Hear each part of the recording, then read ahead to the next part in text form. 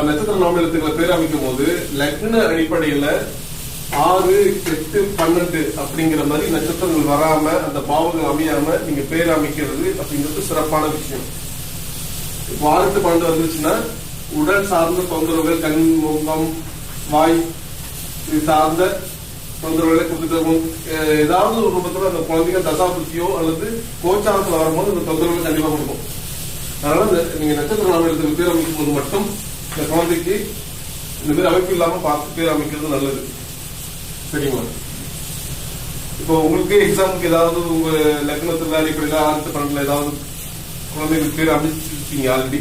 அப்படி அமைச்சிருந்தீங்கன்னா நீங்க அதை பார்த்து சரி பண்ணிக்கிறது நல்லது. ஏதாவது கேள்விகள் இருந்தா நீங்க கமெண்ட்ல சாட்ல கொடுத்தீங்கன்னா நம்ம உங்களுக்கான சொல்யூஷன் கொடுக்கறதுக்கு வாய்ப்புகள் அதிகமா இருக்கு. சரிங்களா? அது மாதிரி ஏதாவது கொஸ்டின்ஸ் இருந்தா நீங்க கேட்கலாம்.